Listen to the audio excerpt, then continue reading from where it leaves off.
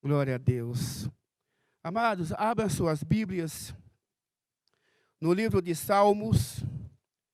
Nós vamos ler o Salmo 32. Nós vamos ler todo o Salmo. É um salmo pequeno. E a nossa mensagem vai estar centrada nele, especialmente no verso 8, que tem por tema na busca da vontade de Deus. Acompanhe-me, então, na leitura. Bem-aventurado aquele cuja iniquidade é perdoada, cujo pecado é coberto. Bem-aventurado o homem a quem o Senhor não atribui iniquidade e em cujo espírito não há dolo. Enquanto calei os meus pecados, envelheceram os meus ossos, pelos meus constantes gemidos todo o dia.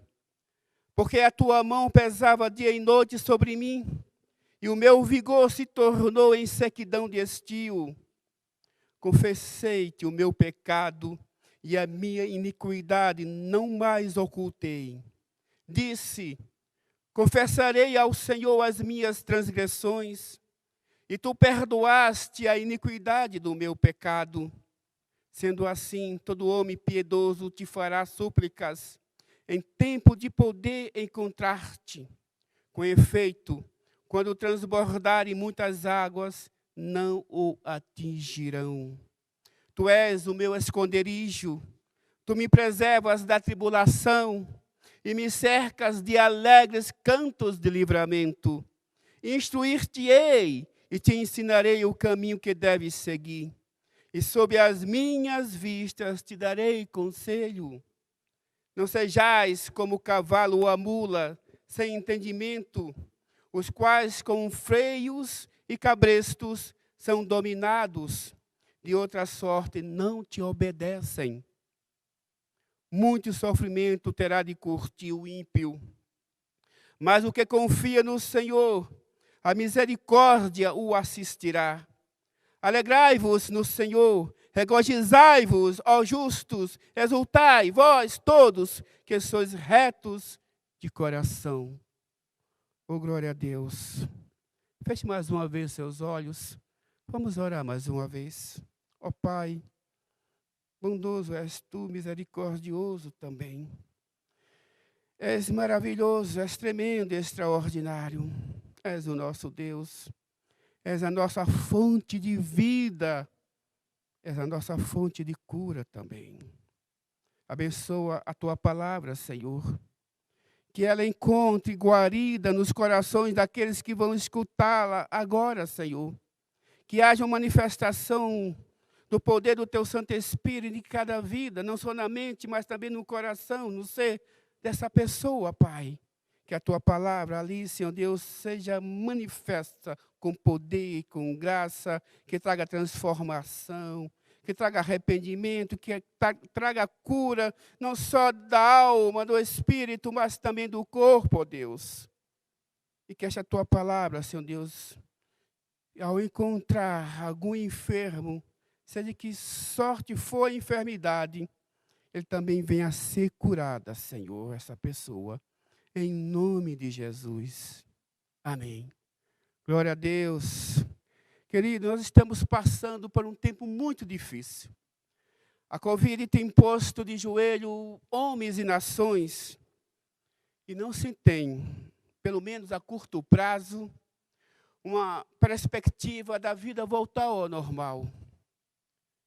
As notícias veiculadas, elas são, de certa forma, desesperadoras. Homens e mulheres vitimados pela Covid-19. E nenhuma notícia de cura, de uma vacina, pelo menos um curtíssimo prazo, nenhuma saída. Nós vislumbramos apenas confinamento. E nós somos, de alguma forma, em meio a tudo isso, em meio a toda essa tempestade, nós somos invadidos de tantas notícias ruins que a pessoa mais esperançosa, ela é tomada pelo medo, pela angústia, pelo pavor. E ante essa pandemia global, muitas vozes ecoam em nossos ouvidos. E cada uma dessas vozes, elas indicam uma direção a ser tomada, a ser seguida. E nenhuma se mostra segura, não segundo o meu raciocínio. E ante essa pandemia global, nós ficamos à mercê de homens nos indicando o caminho que devemos seguir. O Salmo 32, este salmo que nós acabamos de ler, dentro desse contexto e dentro desta realidade em que nós vivemos, e ele é tido como um salmo de instrução ou pedagógico. É um cântico que contém uma linguagem distintiva de sabedoria, com ensinos para uma vida. E nele nós encontramos a luz para as incertezas dessa vida. Como também nele nós encontramos a luz de quem buscar e a quem ouvir. De um modo bem resumido, o Salmo 32, ele fala do estado, pelo menos nos primeiros versos, de plena felicidade de quem recebe o perdão de Deus. Ele também fala, nos versos seguintes, daquele que se mantém fiel a Deus e o tem como seu refúgio e a sua fortaleza. E nós podemos ver isso nos versos 6 e 7. E diz esse salmo que esse homem que tem a Deus como seu refúgio e fortaleza, esse homem que também é fiel a Deus, cuja vida e atuação gira em torno da vontade divina, no verso 8 desse salmo, ele diz que esse homem, ele é orientado por Deus, que ele mostra o caminho que deve seguir. Instruir-te-ei e te ensinarei o caminho que deve seguir. E sob as minhas vistas te darei conselho. Do outro lado também, o verso 9, nos traz uma advertência muito importante.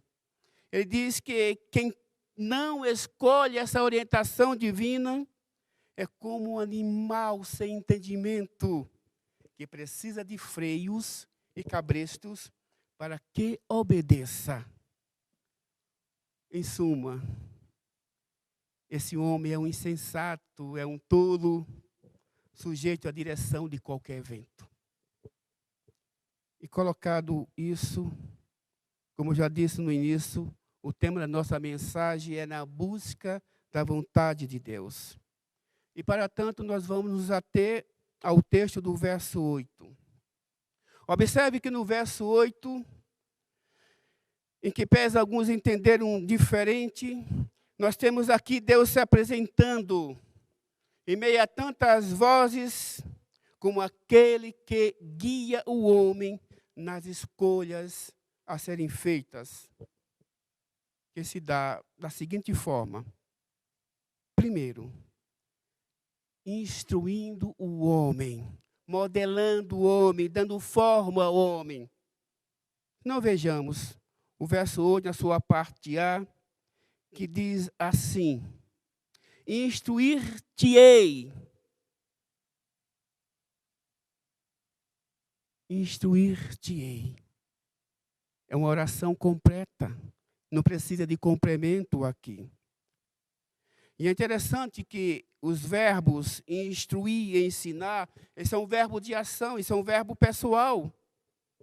E isso significa, igreja, que o fato de Deus instruir e ensinar é um ato de relacionamento.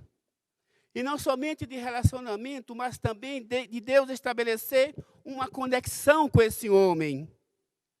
Homem esse que é objeto da sua ação, mas também da atenção de Deus.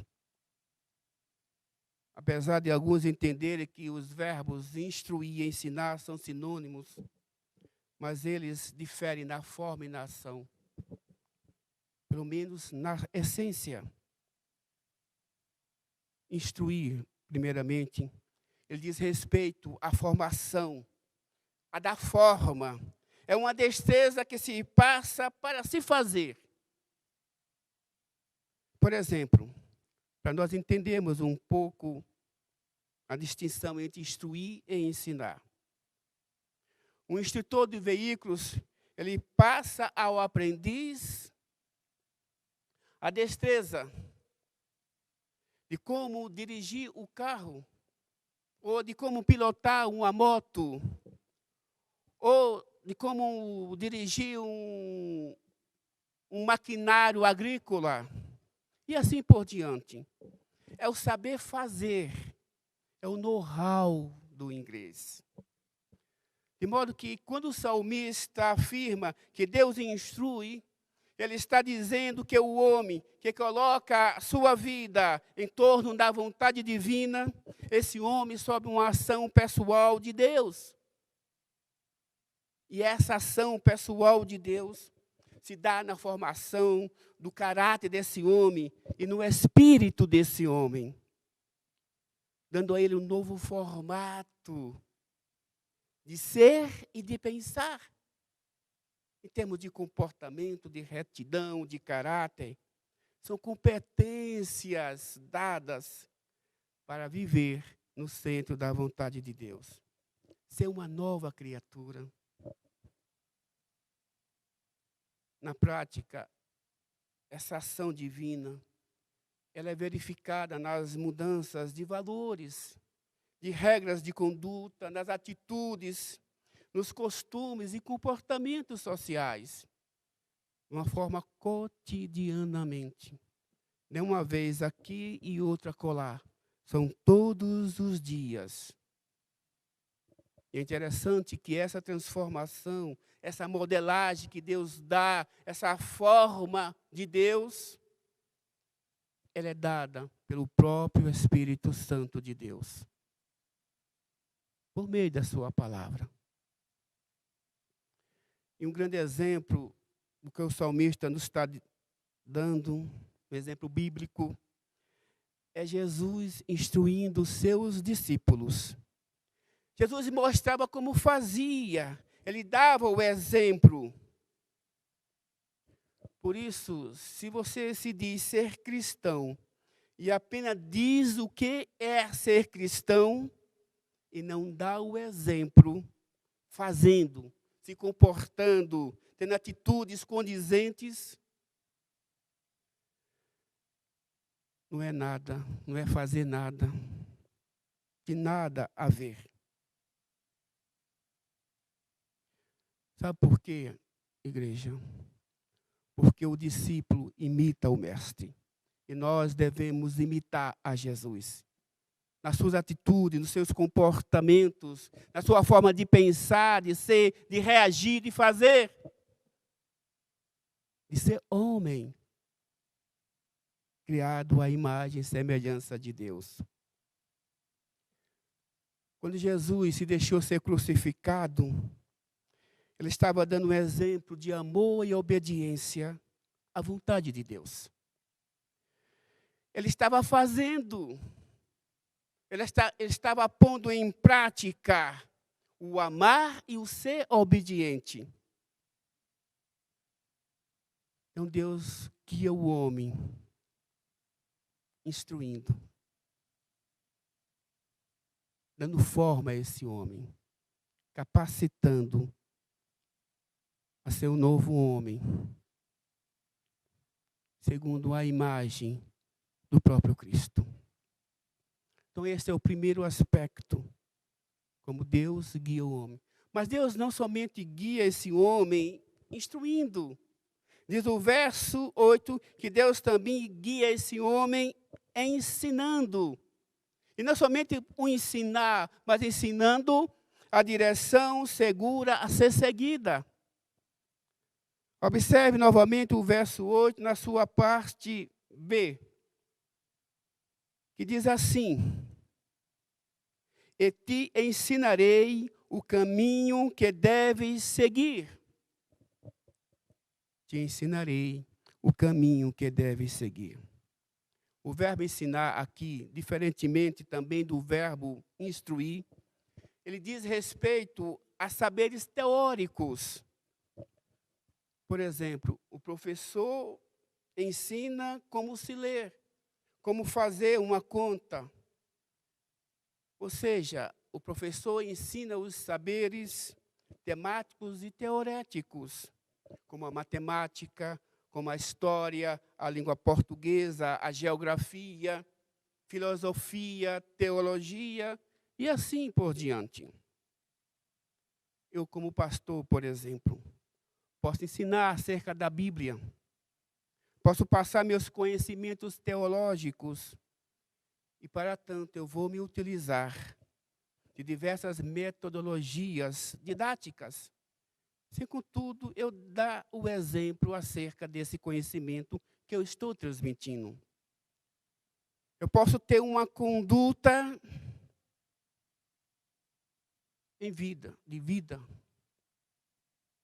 em termos de atitudes e comportamento, mas essa atitude e esse comportamento pode não ser condizentes com os meus ensinos transmitidos.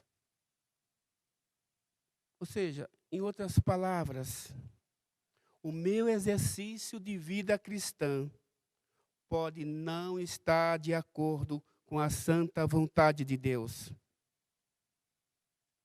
Eu ensino, por exemplo, a não mentir. E aí exponho todos os preceitos bíblicos a respeito. Mas no meu dia a dia, no meu cotidiano, eu minto. Eu não dou o exemplo. Eu não falo a verdade. Eu posso estar até ensinando, mas não estou instruindo. Voltando ao texto bíblico, ao salmista, ao Salmo 32, no verso 8, quando ele diz: te ensinarei o caminho que deves seguir.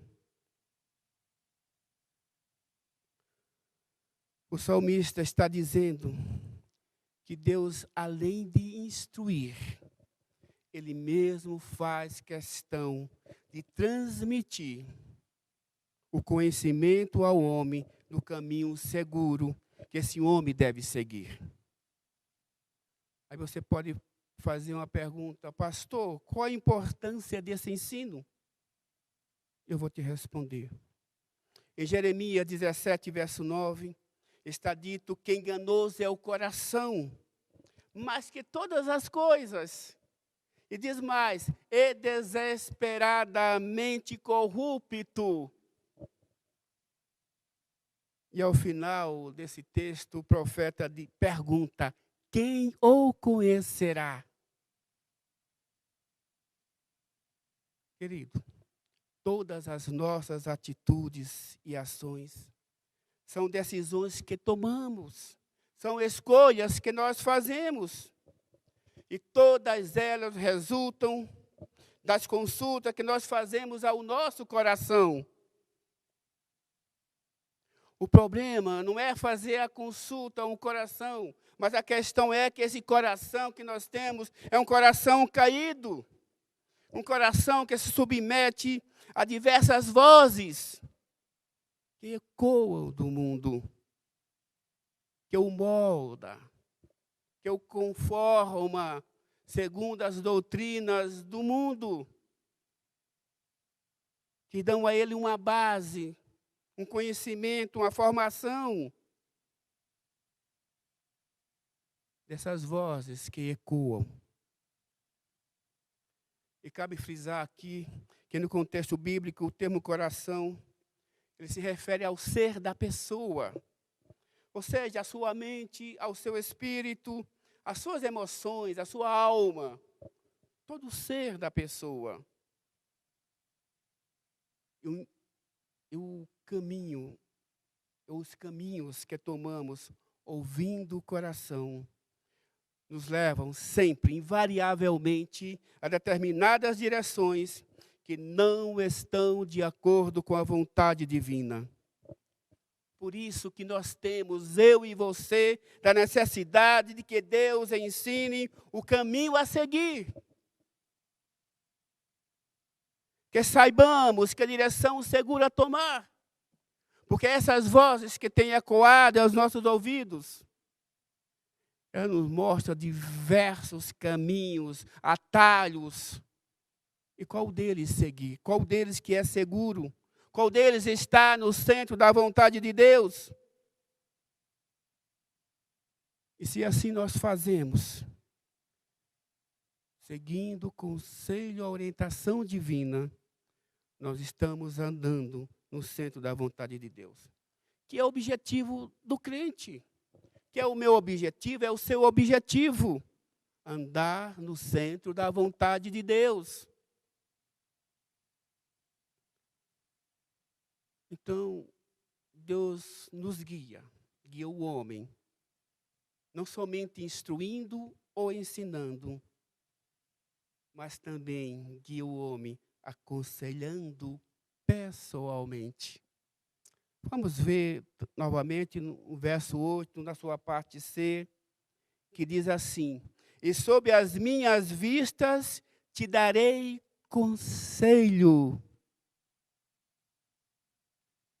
Observe, amada igreja, que tanto a instrução quanto o ensino divinos, eles são meios usados por Deus para nos aconselhar. E o salmista diz que o conselho de Deus é um conselho pessoal, é presencial, não é online. Não tem a coronavírus que possa submeter Deus a uma presença online, mas uma presença pessoal, direta. O salmista afirma que o conselho de Deus não é somente pessoal, é presencial, mas, sobretudo, é sob as suas vistas. E é por isso que é pessoal, que é presencial, que os olhos de Deus estão sobre nós o tempo todo. E sabe, amados, que esse fato denota a disposição de Deus de manter pessoalmente o relacionamento próximo e íntimo com você, comigo, com a sua igreja, com o homem, na pessoa do Espírito Santo de Deus.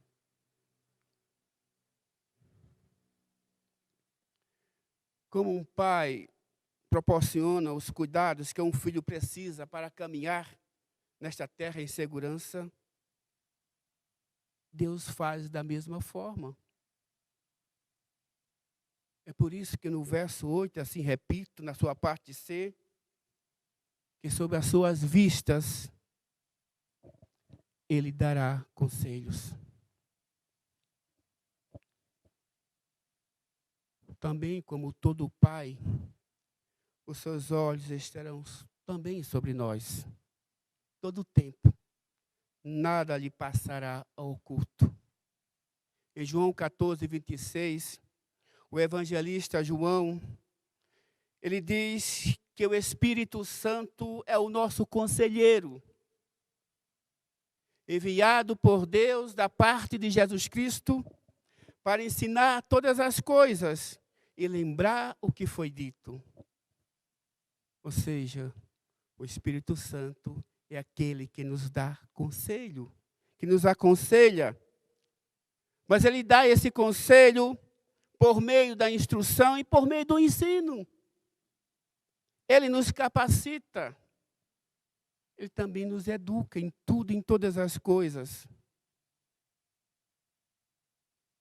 É sob os seus olhos que nós estamos debaixo, às suas vistas.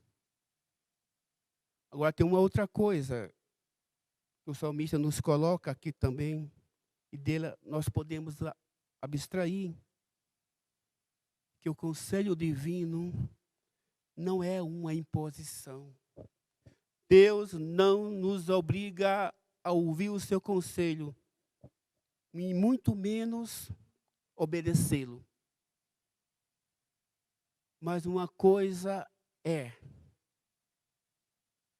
se você aceita o conselho de Deus, Ele nos levará por um caminho de bênção. Ele te levará por um caminho de bênção. Ele vai fazer homens e mulheres prudentes e sensatos, cuja vida e atuação estarão no centro da vontade divina. E não vão ser todas as vozes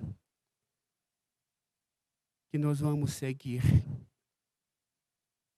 mas a voz de Deus. Resumindo,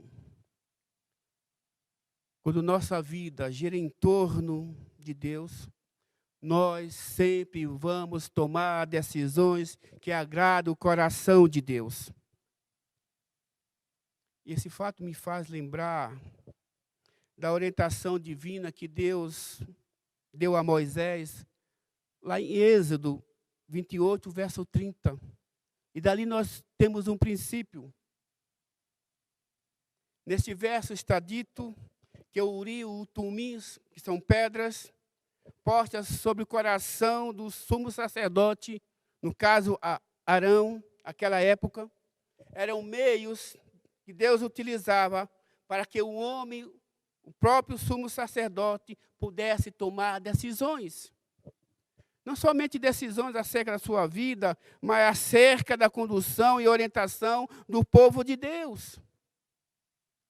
E esses objetos, essas pedras, que Arão deveria tê-los sempre consigo sobre o coração, tinham um significado importante.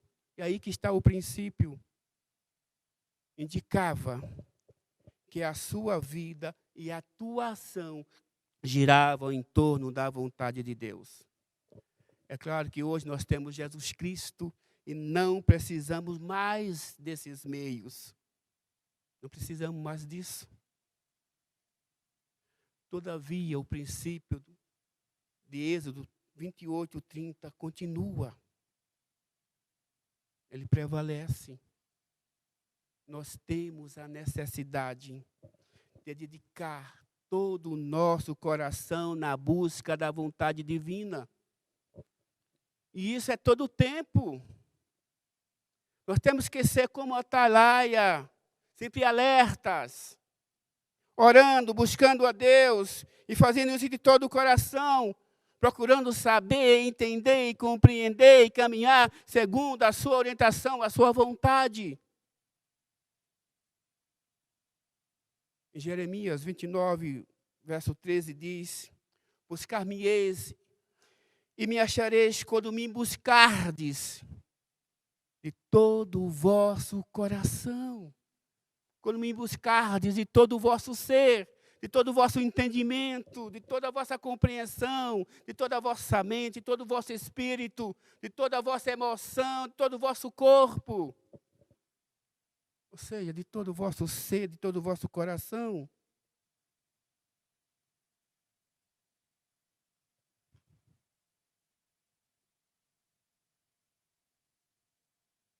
Assim eu concluo esta mensagem, resgatando as minhas primeiras palavras no início deste sermão. Eu concluo com as seguintes exortações. Primeira, nós precisamos apenas nos apresentarmos a Deus para que Ele nos instrua e nos ensine sobre o caminho e as atitudes a tomar no nosso dia a dia, especialmente por meio da sua palavra, para que possamos ouvir a sua direção por meio do Santo Espírito. Segundo, nós estamos vivendo em um tempo difícil e creio que dias piores virão. Esse é meu entendimento e no momento a minha compreensão. E nesse momento da vida, É nesse momento, especialmente, que nós precisamos das orientações de Deus. É nesse momento que nós precisamos nos agarrar a Deus, como Jacó se agarrou a Deus naquela luta. E não deixar ele ir, enquanto não formos abençoados, enquanto não ouvirmos o seu conselho. Diante dessa pandemia que assola não somente o Brasil, mas toda a terra, muitas vozes ecoam e cada uma delas dá uma direção a seguir. Igreja, vai chegar um momento, e já chegou, que como cristãos e como igreja, nós vamos precisar tomar uma decisão acerca do caminho a ser seguido.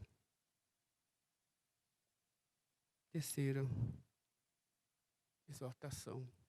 Seguiremos as vozes ou a Deus? Porque seguir as vozes é seguir o mundo e é um coração enganoso, corrompido, caído. Assim nós precisamos buscar a Deus de todo o ser, de todo o coração, querendo conhecer assim a sua vontade, sem desistir. Porque a resposta pode demorar, mas precisamos insistir, esperar o seu conselho. Não podemos desistir. Quarta, temos um compromisso e uma responsabilidade de incentivar aqueles que porventura desistiram ou estão desistindo de descobrir a boa, agradável e perfeita vontade de Deus. Conforme está lá em Romanos 12, 2. E abandonar a pressa, permitindo que Deus ponha em nosso coração a vontade dEle. Quinta e última, oremos o tempo todo sem cessar e nos humilhemos diante do Todo-Poderoso, da sua potente mão, que dos céus Ele escutará as nossas preces, as nossas orações, e sem demora virá em nosso socorro. Igreja, uma palavra de alento, de confiança, uma exortação de graça, de amor. Saiba que Deus é o nosso refúgio e fortaleza. Socorro bem presente na tribulação. Busquemos de Deus. E busquemos também a sua direção. Isaías 40, verso 31.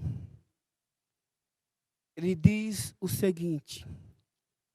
Se você não guardou nada até agora, mas guarde esse texto da palavra de Deus.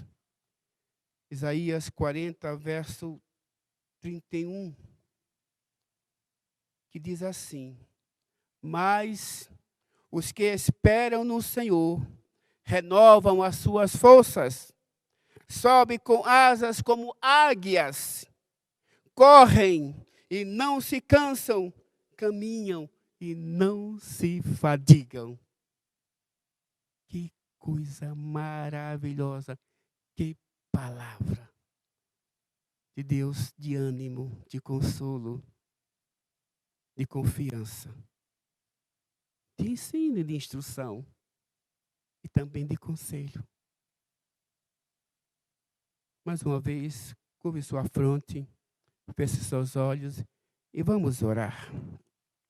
Pai, te dou graças por essa tua palavra, Senhor, que aqui foi ministrada, e creio que foi no poder do teu Santo Espírito, ó Deus. Abençoa, Pai, cada uma dos teus servos e servas que estão não só aqui neste momento, neste recinto, mas também em suas casas, como igreja, Senhor Deus, participando deste momento de culto, de louvor, de adoração ao Senhor. e cremos que o fizemos em espírito e em verdade, segundo a tua palavra, porque temos o teu espírito que habita em nós.